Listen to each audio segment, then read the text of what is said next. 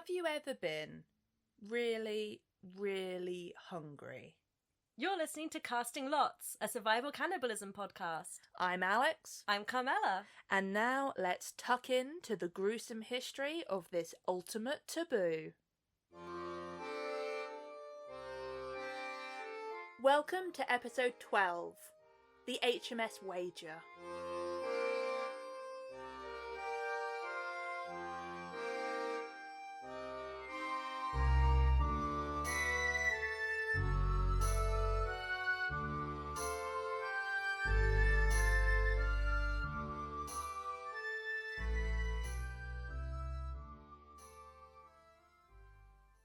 Carmela, would you like to learn about the ship some call HMS Cannibal? Yes? Is the sum just you? Even worse, I'm afraid. The sum is the Daily Mail. Oh, okay, right. Reputable sources here, folks. Yeah, I am afraid to say I have somewhat cannibalism baited you there. Oh, is this a Carmela style there was no cannibalism? No, there is some cannibalism, but as you and our dear listeners might have noticed by now, we are starting to scrape the bottom of the barrel when it comes to well-documented survival cannibalism cases. Mm-hmm. Like, we know there are more out there, we just can't get our grubby little hands on the documents for them. We want more diaries. Come on, people, write it down. Release them to the public, please. Release the cannibalism cut. Or just a research grant. If anyone's listening who has the power and the money for that, then hit us up. You have our contact details. And if you've got an attic in Nantucket, find George Pollard's account. I know it's there. HMS Cannibal. HMS Cannibal. We digress. So, when I was researching HMS Cannibal, aka HMS Wager, because HMS Cannibal would be a bit on the nose even for the Royal Navy. You'd be like, can't believe luck there. What a coincidence. I'm not gonna lie, I did look up whether the Royal Navy had named a ship HMS Cannibal. It does seem like the sort of thing they'd have done, but they seem to have actually had some restraint. As far as I can find, there is no HMS Cannibal. So far. Yet. But when I come across this ship, HMS Wager, and I find references to murder, mutiny, cannibalism, betrayal... Yeah! You have that, oh, hello, moment. And then, as you're paging your way through the research books, Carmela, you know what this is like. Mm-hmm. It's, guys, you're really running out of chances for your cannibalism here. If I was writing this, you'd have started about 20 pages ago. Oh, what do you mean? They've reached the end. Now, like I've said, there is cannibalism, but not nearly as much as you might think. So hopefully, the fact that this story is absolutely batshit will make up for HMS Wager's subpar serving of survival cannibalism. Oh, well, I do enjoy a batshit story. And this story is pretty wild. We start in 1740. England is, surprise, surprise, at war with Spain. No. And Wager is purchased from the East India Company to be converted into a store ship. She's then fast-tracked into a special programme. Ooh. Gifted and talented. She, and I quote, is to be used to annoy and distress the Spaniards. What a job, but someone has to do it. That was an actual order. That was a sentence in an actual Admiralty document. Go and piss off the Spanish. Wager isn't alone. There is a fleet of 8 ships being led by Commodore George Anson to go on this pissing off the Spanish voyage. Now, this expedition is going badly before they even leave England. They can't find enough men. They can't find enough annoying men. Well, I mean, you'd think it wouldn't be that hard. But where are they looking? There are plenty of men in England. I'm aware that I myself have met at least some. And those that have been met have been plenty annoying. But I don't know, maybe there's a dearth of annoying men in 1740. I mean... As the song goes, where have all the good men gone? And it's clearly 1740. I see. The way they get around there not being enough men is that they literally hoist outpatients from Chelsea Hospital, the army hospital, aboard the ships. Cool. 259 men, most between the ages of 60 and 70, the old, the infirm and the wounded military outpatients make up the, quote, Corps of Invalids. This is interesting. Other than those who desert, the entire Corps of Invalids die on the voyage. Oh, that's less... Well, I mean, still interesting, but not in the same way. They were 70-year-old men without most of their limbs, who were literally hoisted onto ships because they couldn't walk. Yeah, you'd think that people could have foreseen that. But, This is the British Navy we're talking about. So that's not a great start. Wager is not only carrying invalids, an extra 142 people to her 160 hold, but she's also got extra provisions because she was set up initially as a store ship, so she's got provisions for the whole squadron. Well, that's good. That implies that there will be no need to turn to cannibalism. Oh, ye of little faith. So it's all off to a great start. And then the captain of Wager, Captain Kidd, well, he dies. Okay, of what? Death. It doesn't seem overly relevant to this story. In fact, I'm not actually sure it was recorded. He just sort of dies. 18th century death disease. That's the one. So it's bye-bye Kidd and hello, Cheap. Cheap? David Cheap. Now, is that cheap like a bird or cheap like Poundland? Cheap like Poundland. Cool. Nice. Captain Poundland is from a different ship. The 47-year-old Scottish First Lieutenant is now the acting captain of HMS Wager. Oh. Now, before the main drama of Wager begins, if you don't count the kidnapping of the Chelsea pensioners out of their beds, it's important to note that there is an unbelievable amount of scurvy aboard. I think I can believe the amount of scurvy. Pretty much everyone has scurvy at this point. I can believe that. Despite the fact that they're overburdened and over capacity, there are hardly enough people to man the ship. So they packed it full of provisions, but those provisions were not, like, enough lemon juice. Meat.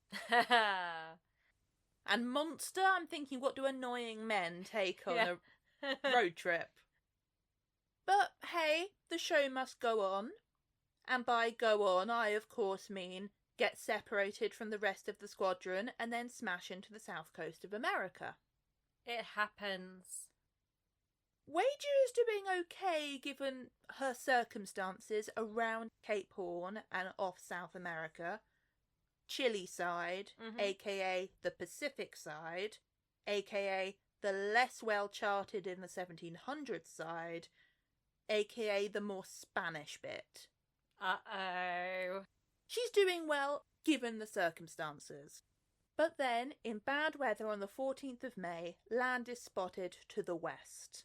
Quote, "Thus shattered and disabled and a single ship, we had the additional mortification to find ourselves bearing for the land on the lee shore." Oh, it's so embarrassing, really mortifying. AKA, the weather's bad, we're losing a fight to the wind, And as we turn our course, we end up, quote, driving bodily into Wager Island. Well done. So if these are Spanish-infested waters, is Wager Island Spanish-owned at this point, or they're just loitering about the sea? They're just loitering about the sea. Okay. But if we very loosely look at the history of empire in South America, Spain, not friends with England, has Chile. Mm-hmm. Portugal, sort of friends with England at this point. Brazil. Please tell me you can hear the quotation marks in this next bit. The nearest piece of land that is owned by Britain is the Caribbean. Yeah. So Wager's a little bit friendless on this uncharted, rocky bit of coast. Oh, and important to note, Wager Island isn't like a massive coincidence. They do name it after. That was my assumption, but you're right. I mean, the boat's called Cannibal, and then they smash into an island that's called the same thing, Cannibal Island. We've had some successful shipwrecks where everyone gets off and gets supplies and, toddles on their merry way. Not this one. Captain Cheap actually falls down a ladder and dislocates his shoulder almost before the crash has happened. Oh dear, Captain Cheap! So he's out of commission. And, quote, several poor wretches who were in the last stage of scurvy and who could not get out of their hammocks were immediately drowned. The passive voice there is a bit concerning. By whom? I think just the ocean. It just sounds like they're like, fuck, we're crashing, quickly drown them. I mean, I think they were probably the lucky ones. Yeah. Such good fortune to be dying of scurvy than to drown in a shipwreck. Brief shout out here to Mr. Jones. Hello, Mr. Jones. This story doesn't really have any heroes, but I'm going to give Mr. Jones a good, you tried sticker. An achievement award. Exactly. Because Mr. Jones had previously survived another shipwreck. Ooh. And as everyone's being a little bit, well, we're fucked, aren't we? He raises a rallying cheer and calls to the despondent crew that, my friends, let us not be discouraged. Did you never see a ship amongst the breakers before?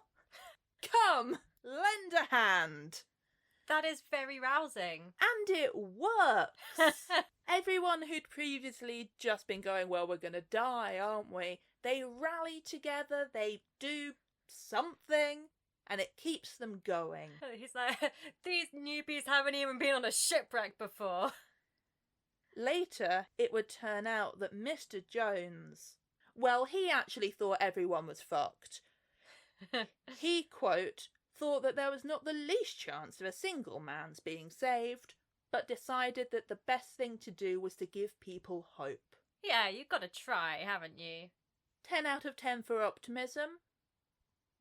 We will never hear of Mr. Jones again. Oh. But he did well then. Well done, Mr. Jones. The next morning, the storm breaks. And while some of our crew are like Mr. Jones and want to make the best of it, quite a few just YOLO it up and, quote, grew very riotous. Oh. Broke open every chest and box that was at hand, stove in the heads of the casks of brandy and wine, and got so drunk that some of them were drowned on board and lay floating about the decks for some days after. That's one way to go out, I guess. It's the raft of the Medusa without a raft. So it's clear that Wager has crashed into a landmass. It's unclear at this point if it's an island or whether it's an outcrop. But some people want to make their way to land, others want to get pissed on the wrecked ship. Which one? It's a real choose your own adventure. Ooh, where are we going, dear listeners? Should we stay on the ship or should we go to land? Well, we're going to go for land for now, because there's been a slight breakdown in discipline. Slight. While some people, about 145, make their way to land, the rest have a mutinous little time on the wreck of Wager. They get drunk, they dress up in officers' clothing, they fight, they just generally dick about until the ship sinks. Yep. Well, look, if you're going to hire the most annoying men you can find, this is just what's going to happen. Oh, and because Wager was carrying supplies for other ships as well, there's even more alcohol than there would be normally. Nice. They name their new home Wager Island. And among my favourite naming conventions, they look at a nearby mountain. Well, that's Mount Misery. You know, mood. But let us turn to food.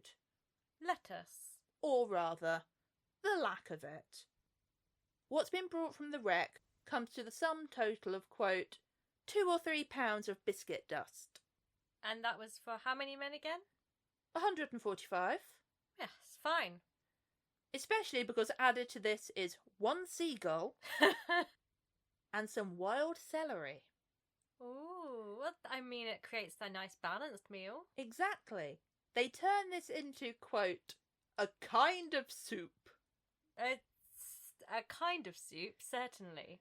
Which resulted in painful sickness, violent retchings, swoonings, and other symptoms of being poisoned. I really have a question about how you can make those 3 ingredients poison you. Was the seagull quite old? I assumed they killed it fresh. Ah, we do actually know how they managed to poison themselves. The biscuit powder had been stored in a tobacco bag. Ah. With tobacco still in it. Ooh, delicious. However, the wild celery did cure the scurvy. Hey! Small mercies. In only a few days, law and order seems to have completely broken down. There were reports of thefts and murders taking place almost immediately on the beach, most likely over food, and to make this whole situation even better, corpses have started washing up. Well, that is better because it solves the food problem. Finally, we have a sensible decision being made. Not quite cannibalism, but, quote, when the bodies of our drowned people were thrown among the rocks, the turkey vultures were, quote, killed in order to make a meal of them. Ah, sort of like the fishing thing, but with birds instead of fish. Exactly. We are finally using the bodies as bait. I know, that's your favourite trope in survival media. It's my second favourite. Obviously, everyone knows it's gastronomic incest. It's my favourite trope. Let's not become a parody of ourselves, but... However, this was, quote, by no means proportional to the number of mouths to be fed. So there were various other attempts at finding food. Mostly birds, limpets, mussels and shellfish. The standard deserted island things.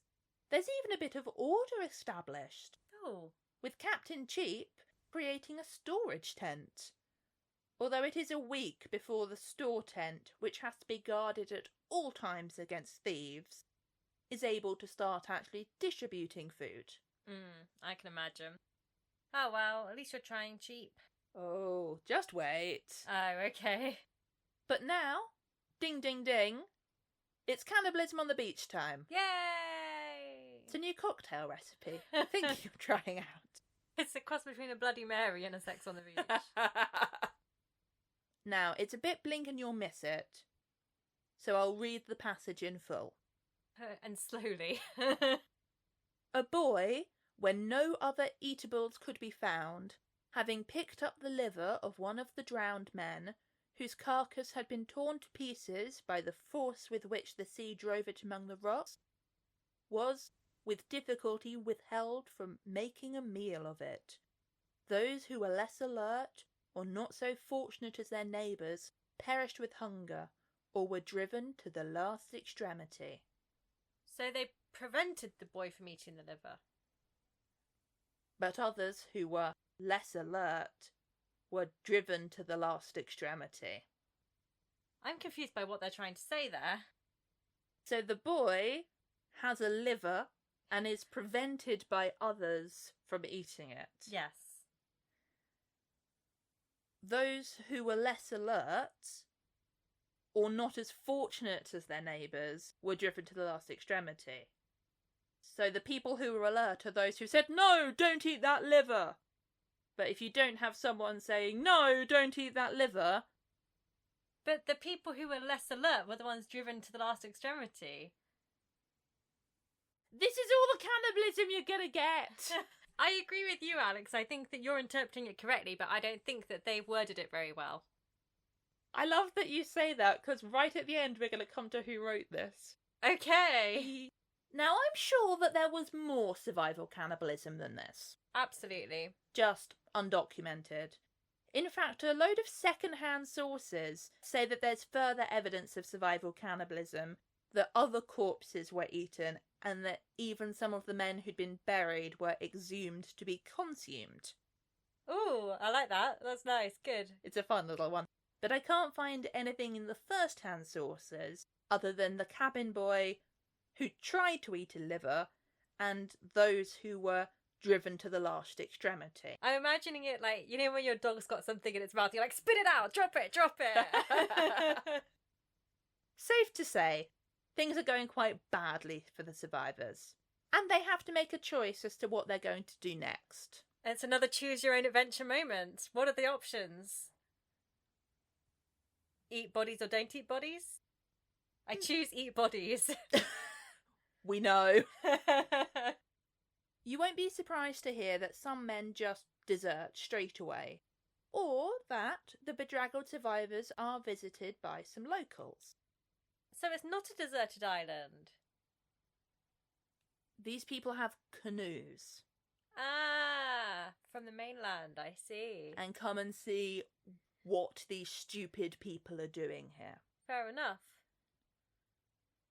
Exactly who the locals are is unclear. Our sources are not exactly generous in terms of either 18th century geography or racial tolerance, Yep. and some items are traded. They're even given a bit more food, up until the annoying men start trying to get it off with the local women, and they all just decide, well, we've had enough of helping you, and they fuck off. Very right of them. They are living up to their reputation of being annoying. Yeah. Items are slowly being recovered from the wreck, including, most important of all, the ship's boats.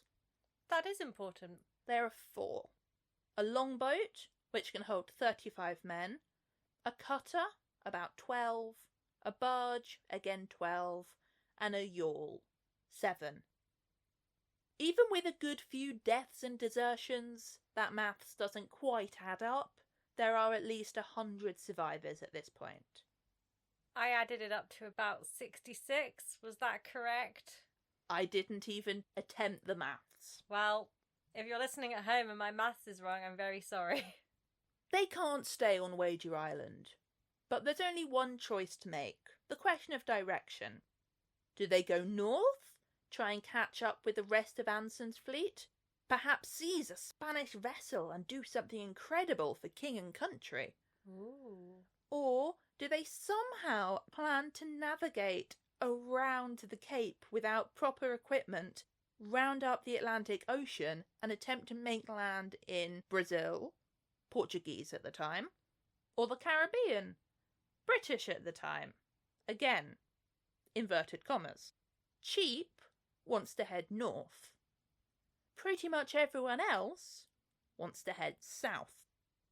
Could they... They don't want to go just to Chile, that's nearer, because of the Spanish, right? They don't want to just do that so they don't die. Not an option? They wouldn't really be treated very well by the Spanish. No, but they might not starve to death. They're not going to starve to death. They're Englishmen. Apart from all the ones who already starved to death. They took the coward's way. Am I going north or south? I think north. I'm going north. Ah, you're on Team Cheap. I think I am. So it's possible to have some sympathy for Cheap's plan here.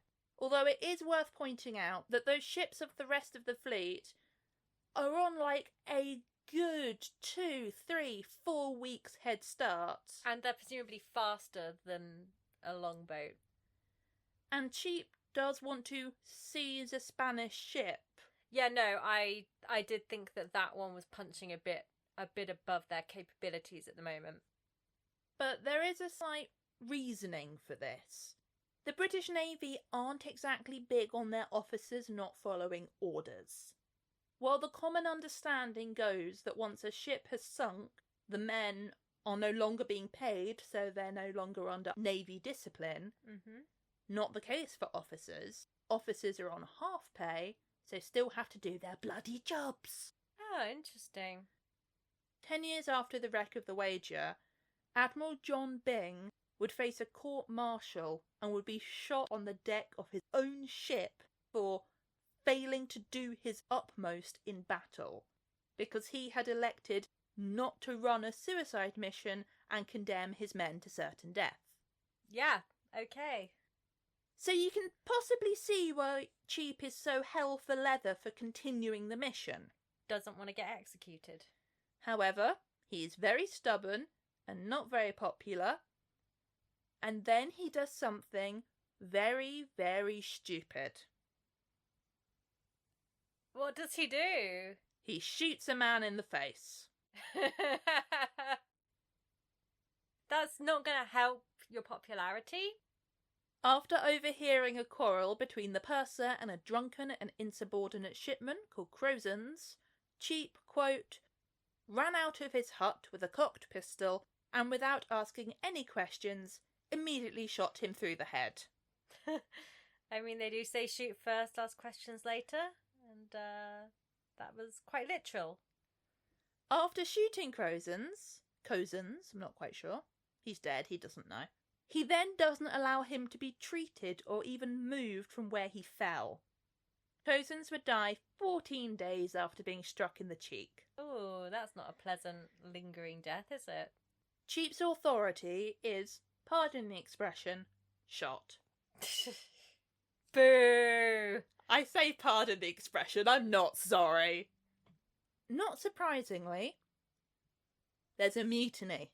Wow! It's probably more about Cheap's leadership and determination to go north than the death of Crozens, but it's certainly a rallying cry. It actually gets a bit Looney Tunes here at parts. And this is mutiny number 2. Mutiny number 2. Just for the record. There is a fantastic moment when someone lays a trail of gunpowder by Cheap's hut and they plan to try and blow it up. But in the end, the mutiny takes place in a more traditional manner on the morning of October the 9th. Remember, they were wrecked on the 14th of May. They've been there a while. Anyone would get sick of each other after that long. That morning, the mutineers, quote, surprised the captain in bed, disarmed him, and took everything out of his tent. Oh, that's a nice breakfast in bed morning greeting. I don't know what your breakfast in bed are like. I'm just picturing like, surprise! Oh, wow, you... Oh, no. Oh, you're tying me up with rope. Yeah. He gets a bit sassy, actually. He calls one of the mutineers captain. For the 18th century listeners, that is sassy as fuck. Yeah, yeah. At first, the plan is to take Cheap, Captain Poundland, back as prisoner to England in the longboat. However, to nearly everyone's agreement, Cheap was actually prepared to stay behind on Wager Island with 2 loyal men. At least she's got 2 mates, I guess. And then the rest of the party would split.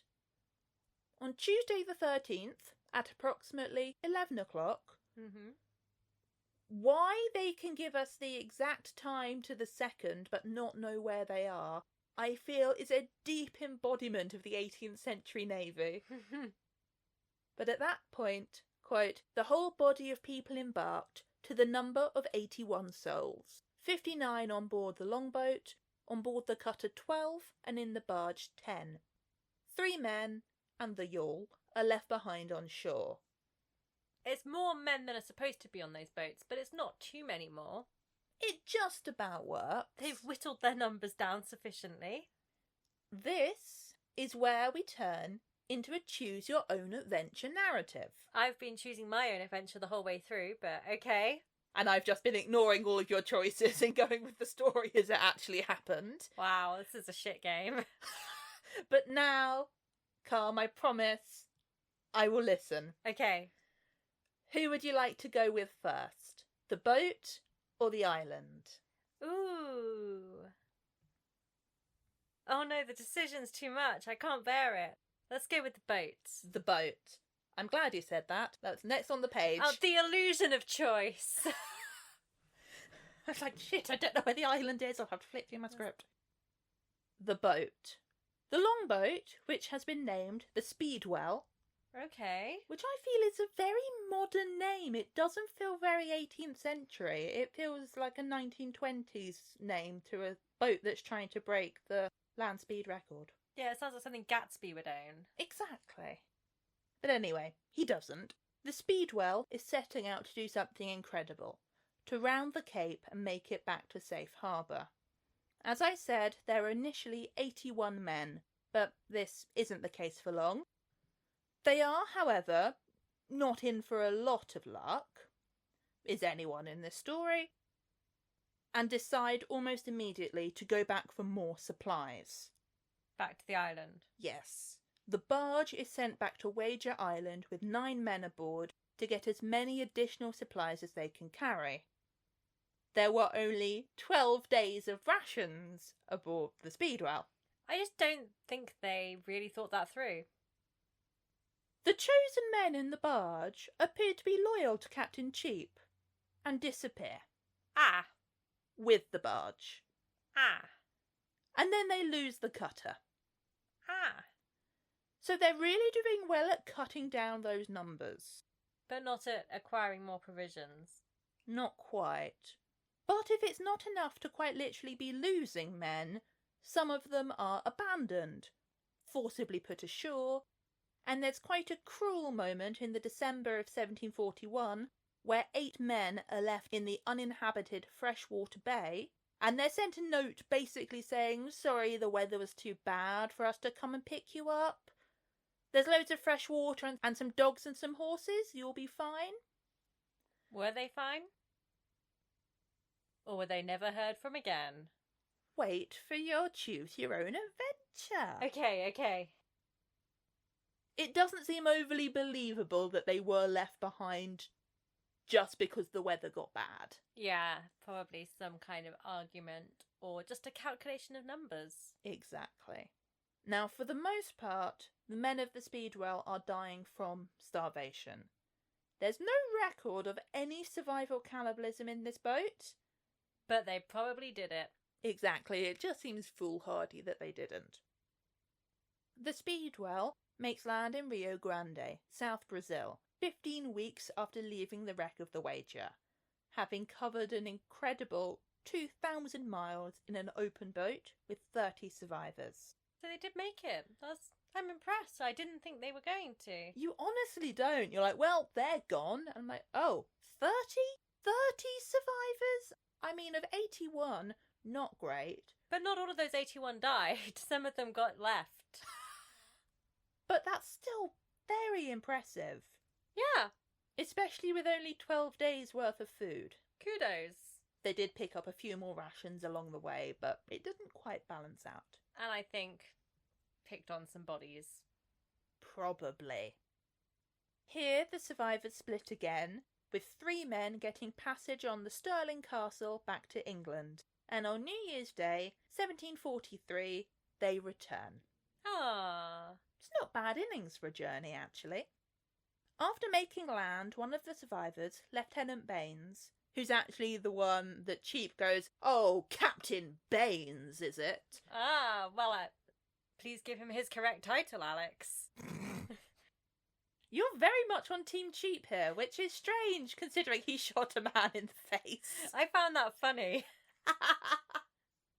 Well, Baines is in the captain's bad books. What a surprise. Would you say that he's a bane of Captain Cheap? He's very annoying because of the whole mutiny thing. So Baines rushes off to tell tales to the Admiralty. Because, of course, these guys are going to be the only survivors, right? They want to look in the best light. And it's not like anyone else is going to turn up to be able to say anything different, hey, is it? Who next? Back to Wager Island? Or the Abandoned 8? Ooh. Wager Island. Proving it's not pre-done because I have to scroll down to Wager Island. Back to the island. Captain Cheap, Mr. Hamilton of the Marines, and Mr. Elliot the surgeon have been left behind on Wager Island. And while they have been given some provisions, it's hardly expected by anyone that there are going to be survivors. However, who is this sailing over the horizon? We have a small crew of 9 deserters. Ah, of course. These include Alexander Campbell and John Byron. They're sailing back to join the captain. And a few of those original deserters, back way when the Wager first crashed. Oh, the ones who stayed on the ship to get drunk. And the ones that once they made land were like, fuck this shit, we're out. Yeah. They're also found. And they agreed to join their commander. Ah, it's a nice reunion. So we're up to 20 on Wager Island, and we now have 2 boats. We have the barge and the yawl. It's better than nothing, but they're not exactly in good repair, especially because the carpenter is one of the mutineers. Ah. But still, they've acquired more men and boats than they began with. Exactly. The plan is still to sail north in the boats and capture a Spanish vessel. Yeah! Now, by this point, surely there is no hope that they're going to catch up with Anson, but this is the plan. They are going north. Nothing is going to stop them. They're going north. Aim high, you know. They hang around for a few months because the weather's bad. They maroon men for stealing food who then die of exposure. And then, when they eventually attempt to head north in the December of 41, it goes pretty poorly. In fact, the yawl is lost and a man is drowned. Ah. It's then established that there's just not enough room in the barge for all of the survivors. And, well, this was a melancholy thing, but necessity compelled us to it, and as we were obliged to leave some behind us, the Marines were fixed on as not being of any service on board. It is probable that all met with a miserable end. Wow. That's very caring. It always seems to be the Marines that get left behind in these things. It's especially noteworthy at this point because, not to get too technical about it, these aren't Royal Marines. Okay. These are just Marines. They're under a different command structure. They're just blokes. They're just some random chaps. I see. Not quite, but they are held separately to the Royal Navy. They're not your mates. Also the case with the Royal Marines, but The Royal Marines are at least royal. if you're interested in the history of the Royal Marines, this case is a pivotal moment in when the Navy start thinking, oh shit, we should probably do something about the Royal Marines. Okay. That's fun. But now we're down to 14. And it's decided that they're going to go back to Wager Island to die. I'm not kidding either. For we expected to die at Wager Island, looking on that place which we had been so much used to as a kind of home. Oh, so this is the 14 Marines. No, this is... Oh, sorry. Yeah, the Marines, they've just chucked off. They're like, no, you four, you're useless and sickly, you go there. Bye. And then they decide that after all that faff, actually, they're not going to go. And they're going to turn home. Yes. Got you. They don't find the Marines. Did they even try to find the Marines? Probably not. But they're now down to 12. Cheap continues to be not a team player. Even as the men were, quote, obliged to eat their shoes, they were of sealskin, and they were at that time a very great dainty. Cheap is noted for his cruelty. He and the surgeon ate it, some boiled seal, without offering a bit to any one of us. It actually seems very likely that the survival of any of those left behind on the island was due to the arrival of a group of the Chono people, who agreed to guide them overland in exchange for the barge. Okay. The overland journey takes another 4 months, and the men are worked very hard. The majority of them are worked to death. 10 men die of starvation, including the surgeon, who was a very strong, active young man who had, and I think this is an understatement, gone through an infinite deal of fatigue. Well, obviously it was finite because... You're so mean to this crew. Just to the style of narration. Not your style of narration. The style of narration from whoever our narrator is. Now, I'm not sure that you're prepared for just how Bills and Boone ready Captain Poundland Cheap has gotten by this stage. I also do note that anyone outside of the UK, Poundland probably sounds like a euphemism anyway. Oh. It's a shop where everything is a pound, and therefore very cheap. Yes, that was the joke. It's not sexual. Although... Well, Carmela, wait until you hear this description of Captain Cheap before you say that. Okay. His beard was as long as a hermit's, Oh. and his face covered with train oil and dirt, from Ooh. having long accustomed himself to sleep upon a bag by the way of pillow, in which he kept the pieces of stinking seal. Ooh. Sexy. Yes. Poundland Cheap. No wonder he was so popular with the men. Moving on, Professor Chimina Urbina of the Chilean Academy of History says that the rescue of the survivors by the Chono people was most likely calculated, that they'd learnt of the wreck and knew of the value of British prisoners to the Spanish. Ooh, smart. And also knew of the literal value of loot that could be seized. Yeah, finders keepers. I mean, that's the ethos that Europeans had going to South America, so...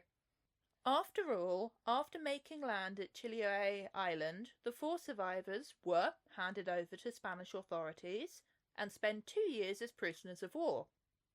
Hamilton and Cheap are treated quite well. They're both of the officer class. Yes, yes. Even when you hate someone's nation, you can still be classist at the same time. You respect good breeding, goddammit. Exactly. But the non-officers, Byron and Campbell, were jailed. The locals came to point and laugh at them. I'm not even exaggerating there. People paid the jailers so they could come and look at, quote, the terrible Englishman. Not quite the annoying the Spanish they thought they were going to be doing. Well, back in the day, before TV or the internet, where else were you going to see Englishmen? Were you going to go to England? I don't think so. Why would you? But apparently these terrible Englishmen were so pitiful that they were put out on parole. Aww. Now Campbell would get out of this sticky situation by shock horror converting to Catholicism. He, quote, of course left us. Wow, that bastard. And then he would later disappear. However, eventually the 3 survivors, Cheap, Hamilton and Byron, would make it back to England, Dover, in the April of 1745. That's quite a bit later than the others, right? Yeah, about 2 years. After the imprisonment, yeah. But now we have one more gang to go back to. Freshwater Cove Gang. The Abandoned Eight. We're going back in time to the December of 1741. And they are, unsurprisingly, not very happy. They have been abandoned by their fellow mutineers and definitely don't believe in the bad weather excuse. But they do have dogs and horses and fresh water. Oh, just wait with the dogs. Quote, "The most probable reason we could give for such inhumane treatment was that by the lessening the number of their crew, they might be better accommodated with room and provisions." I think that's probably exactly what happened. Methinks we can all agree. However, the 8 of them do try and make the best of it. As we've said, while the coast is uninhabited by people, there is seemingly plenty to subside on. Seals, freshwater, armadillos. I'm sorry to say they also subsided a little on the dogs. It happens. A lot. The men know that it is 300 miles overland to Buenos Aires. However, they're nowhere near strong enough to make that walk yet. So instead, they play house. They take up quarters on the beach till we should grow strong enough to undergo the fatigue of a journey. It makes sense. It's all very ingenious. They make knapsacks out of seal skin, they have some ammunition, they were actually given real supplies, which almost implies a level of guilt. They have muskets, they go hunting, they set up a little house. Aww. They find puppies. Aww. And tame them to help them hunt. Yay! They all have their little squad of puppies. It's adorable. These dogs do not get eaten. Yay! Just the other dogs get eaten. The other dogs. They build a hutch, they have plans to raise pigs. Things are going quite well until the August of 1742, when 2 of their party go missing. And 2 more are murdered with their home being wrecked. This appears to have been done by Telhuchi nomads. After this, 4 survivors are taken prisoner by a different Telhuchi party, and they were, quote, bought and sold 4 different times. For a pair of spurs, a brass pan, ostrich feathers, and such like trifles. The value of Brits, huh? How much for this annoying man? I'll give you an ostrich feather. And a spur. Just the one. Just one. They're not worth more than that. Eventually, however, Kangapul, a Teltuchi cacique, aka a king, he learns that these are Englishmen and are at war with the Spanish and aren't actually Spaniards themselves. And because the Telhuchi also hate the Spanish, this means their treatment improves just a little. Ah. However, after a few, years, they convince Kangapul that they, quote, had English friends in Buenos Aires who would make him a very handsome satisfaction for us and who would redeem us at any price. So he agrees to ransom the men. Well, 3 of them. One of them, John Duck. Hey, that's a good name. Who I wish was in this story more, because what a name. John Duck is mixed race, and this is the reason that's allegedly given that Kangapul won't part with him. Okay. This is what the sources say. We know that only 3 of them are allowed to return. Draw your own conclusions. Yeah, not sure I fully understand the logic behind this, but okay. The other 3 are ransomed for $270. Each or together? Oh, together. It's a bargain price. Yeah. 3 annoying men for the price of 1. And then, guess what? They're imprisoned by the Spanish in Buenos Aires as prisoners of war. At least they're on prisoner rations as opposed to starvation ones. Yeah. But it's still not all that good for the survivors. To be honest, they're working as prisoners of war on the Spanish ship the Asia, but they are in for a surprise. There's a brief indigenous uprising on the Asia, where 11 of the indigenous crew managed to kill 20 of the Spanish and briefly take over control of the ship, Oh, that's eventful. before then being defeated. Mm. But it was a bit of excitement. Yeah, something to do. But they're in for a bit more excitement, because they're joined by another Wager survivor, Oh. Alexander Campbell. Campbell has a surprisingly nice time of it, in contrast to the other men. He gets to dine with the captains of the Spanish fleet, while his old friends are prisoners. Interesting. Finally, however, the abandoned 8, now 3, and Campbell make it to Spain. Again, there's a slight hitch. The 3 are once again imprisoned, and Campbell goes off to Madrid.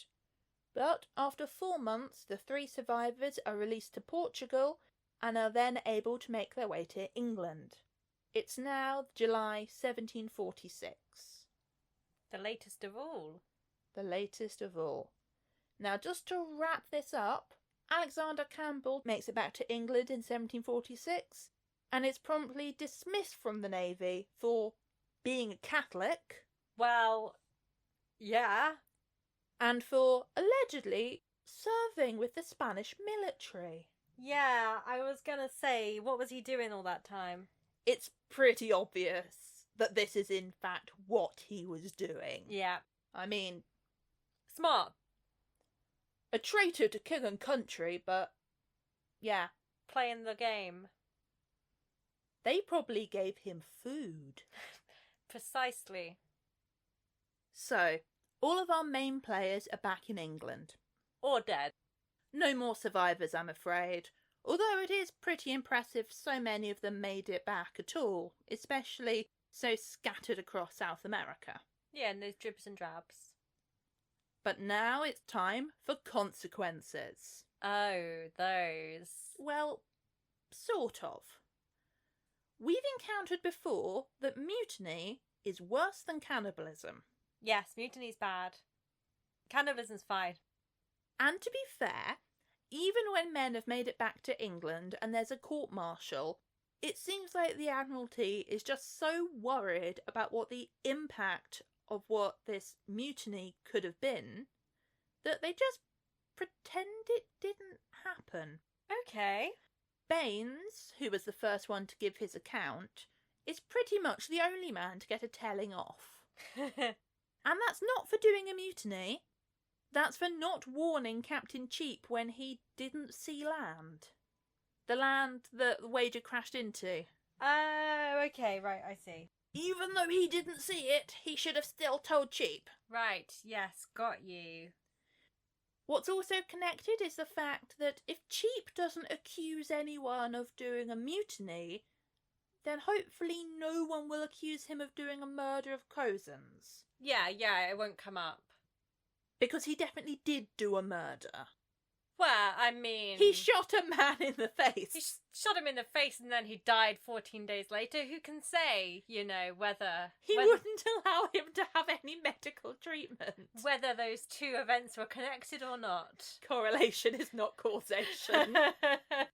Because mutiny is definitely the worst thing, the cannibalism just doesn't even get mentioned. No one really gets punished at all. Good for them, annoying for us. A happy ending? Question mark. The main source for this story was the suitably named The Wager Disaster, which, of all people, has a foreword from Prince Philip. Oh! So it's safe to say that the royal family do know about survival cannibalism. Now that's not slander, that's just pure fact. Well, I think they know about it from other sources, I'm sure. That's slander. Now, we're ending on one of the survivors, one of the main sources who I've been quoting. A young 16-year-old midshipman called John Byron. Oh yes, you mentioned him earlier, and I was like, Byron, like the poet, but probably not. Now, this isn't the first time that name has come up, is it? We did have a cousin of Byron in a different case. During the Francis Mary. Hmm. But that's not the case with this Byronic connection. They're not cousins. This is his grandfather. Oh, wow! See, earlier I was going to say, oh, I wish I had said, oh, Byron again. Curses. You'd think of all the Byrons to have a brush with cannibalism, it would be mad, bad and dangerous to know. But no. This John Byron, later in his naval career, is even tasked with finding the Northwest Passage. Oh, well, he clearly doesn't achieve it. He doesn't even try, he just fucks off from that command and doesn't even attempt it. That's very smart. A wise man who has already had a brush with survival cannibalism. In fact, it was Byron who wrote about the cabin boy who was put that liver down, stop chewing on that liver, spit that liver out. Drop it. So he has definitely had his brushes with survival cannibalism. However, his grandfather's shipwreck clearly impacted the young, humble Lord George Byron, who would go on to milk it for all it was worth. Oh, yeah. Writing to his sister that, reversed for me our grandsire's fate of yore, he had no rest at sea, nor I on shore. And Byron even draws from life in Don Juan, whose hardships, now this is bad, whose hardships were comparative to those related in my granddad's narrative. Dickhead. But we will end with a reading from Don Juan itself. Oh, yes, please. Because we really need to round this episode off with a bit more actual survival cannibalism. And Lord George, your time to shine, as in Canto 2 of the epic poem, Don Juan is in a bit of a sticky situation. After 7 days at sea in a dreadful storm, well, I'll let him tell it. Poetry reading with Alix. At length one whispered his companion, who whispered another, and thus it went round, and then in a hoarser murmur grew, an ominous and wild and desperate sound. And when his comrades thought each sufferer knew, 'twas but his own, suppressed till now he found. And out they spoke of lots for flesh and blood, and who should die to be his fellows' food. The rhymes aren't great here, Byron. The lots were made and marked and mixed and handed in silent horror, and their distribution lulled even the savage hunger which demanded, like Promethean vulture, this pollution. None in particular had sought or planned it. 'Twas in nature gnawed them to this resolution, by which none were permitted to be neuter, and the lot fell on Juan's luckless tutor. The sailor ate him, all save 3 or 4, who were not quite so fond of animal food. To these was added Juan, who before, refusing his own spaniel, hardly could feel now his appetite increased much more. 'Twas not to be expected that he should, even in the extremity of their disaster, dine with them on his pastor and his master. Hey! You're welcome. That's good, thanks. So that was HMS Wager, aka hardly any cannibalism at all. Who'd have thought that the Daily Mail lies in its reporting?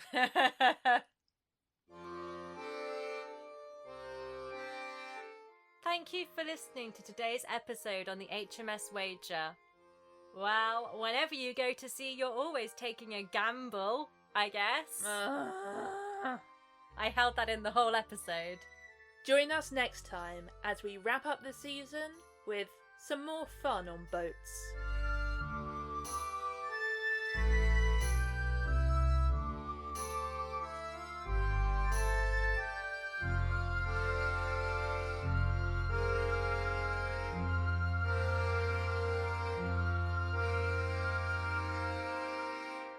Casting Lots Podcast can be found on Twitter, Instagram and Tumblr as @CastingLotsPod and on Facebook as Casting Lots Podcast.